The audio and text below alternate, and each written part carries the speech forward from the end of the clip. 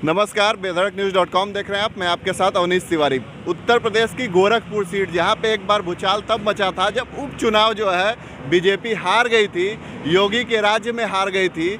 और उसका जो मेन कारण था वो निषाद लोग माने गए थे। निषाद पार्टी से गठबंधन से समाजवादी से पार्टी से हुआ था और उपचुनाव जो है बीजेपी हार गई थी। हारने के बाद क्या हुआ कि बीजेपी ने फिर निषाद को अपने पाले में किया और संत कबीर नगर से टिकट दिया। हालांकि फिर वहाँ से रवि किशन सांसद हैं, लेकिन अभी निषाद पार्टी के जो कुछ लोग हैं उनका कहना है कि इनकी मांगें जो है वो पूरी अभी भी योगी सरकार में होती नहीं दिख रही है और यहाँ पे धरना दे रहे हैं। धरना देने के साथ साथ इन लोग यहाँ के जो जिलाधिकारी हैं चंदौली के, उनको ज्ञापन सौंपेंगे। हम बात करेंगे इनके यहाँ के जो जिलाध्यक्ष हैं चंदौली के लोकल, क्या मांगे हैं इनकी, क्यों इन लोग धरना दे रहे हैं, साथ ही साथ क्यों ज्ञापन देना चाहते हैं। सबसे पहले तो आप लोग सरकार में हैं, क्यों ऐसा कर रहे हैं? सरकार में हम लोग ज़रूर हैं, लेकिन जब गोरखपुर चुनाव हुआ था, बाबा योगी आदित्यनाथ जी ने कहा था कि 17 जाति का जो मामला है, जब हमारी सरकार बनेगी तो हम 17 जाति को अनुसूचित जाति में शामिल करेंगे। लेकिन 4 साल बीत गया, अभी तक, अभी हाल ही में जो है कि 1-2 दिन के अंदर की खबर है, सामाजिक न्याय जो आरजीआई है, उन्होंने जो मछुआ आरक्षण है उसको खारिज कर दिया है। तो हम लोग आज आए हैं, डीएम को जो है कि ज्ञापन देंगे और हम लोग के राष्ट्रीय अध्यक्ष डॉक्टर संजय कुमार जी का निर्देश है कि यदि बीजेपी 2022 से पहले आरक्षण नहीं देती है मछुआ समुदाय को, तो हम गांव में बीजेपी के कार्यकर्ताओं, चाहे विधायक हो चाहे सांसद हो, किसी को हम लोग जो है कि जहां निषाद बहुल्य गांव है उस गांव में हम लोग घुसने नहीं देंगे। अरे अभी तो आप सरकार में हैं, आपकी पार्टी के जो अध्यक्ष हैं उनका निर्देश है। ऐसा भी है क्या कि बोले कि अगर नहीं होगा तो गठबंधन भी तोड़ लेंगे?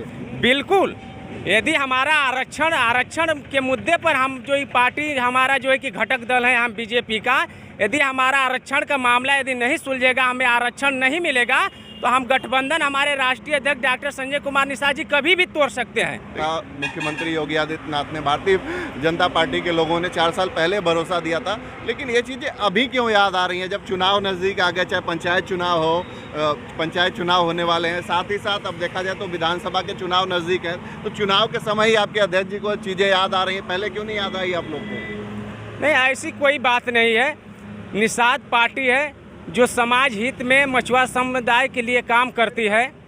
हम लोग धैर्य नहीं खोते हैं। हम लोग, जैसे कहा जाता है कि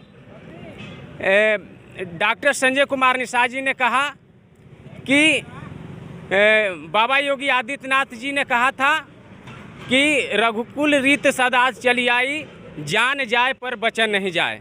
तो हम लोगों ने, हम त्रेता युगों से जो है कि राम और निषाद राज का जो है कि चलता आ रहा है, तो हम लोग इंतज़ार कर रहे हैं कि आरक्षण का जो मामला है, पूरा विश्वास था माननीय योगी आदित्यनाथ जी को कि हमको जो है कि आरक्षण देंगे, लेकिन कहीं ना कहीं हमारे साथ धोखाबाजी किया जा रहा है। इसलिए हम लोग जो है कि गांव-गांव जाकर ये संदेश दे रहे हैं निषाद समाज के लोगों को कि आप जाग जाइए।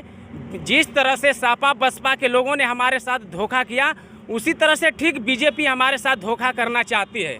तो हम लोग पंचायत चुनाव में हम लोग निर्णय लिए हैं कि पूरे उत्तर प्रदेश के अंदर त्रिस्तरीय पंचायत चुनाव निषाद पार्टी अपने बलबूते लड़ेगी और 2022 में विधानसभा का जो 403 सीटें हैं उस पर भी निषाद पार्टी अपना प्रत्याशी जो है कि खड़ा करेगी। ये हमारे साथ निषाद पार्टी के जिलाध्यक्ष है, जिनका कहना है कि योगी आदित्यनाथ ने कहा था कि रघुकुल रीत सदा चली आई, जान जाए पर बचन न जाई, और उन्होंने बोला था और इस वादे पे इनका वोट लिया था और कहा था कि इनको आरक्षण दिया जाएगा, लेकिन ऐसा होता नहीं दिख रहा। साथ ही साथ इन्होंने ये भी उदाहरण दिया कि भगवान राम के समय में निषाद और भगवान राम का काफ़ी अच्छा संबंध था, लेकिन योगी आदित्यनाथ अगर आरक्षण नहीं देते हैं तो यह संबंध कलयुग में टूट जाएगा। जैसे सपा बसपा ने इनको धोखा दिया, अगर बीजेपी भी धोखा देगी तो आने वाले 2022 के चुनाव, साथ ही साथ जो पंचायत का चुनाव है, इन लोग अलग होके लड़ेंगे। बाकी बेधड़कnews.com देख रहे थे आप। अगर आप स्टोरी फेसबुक पे देख रहे हैं तो हमारे पेज को लाइक करें। साथ ही साथ अगर आप स्टोरी यूट्यूब पे देख रहे हैं तो हमारे चैनल को सब्सक्राइब करना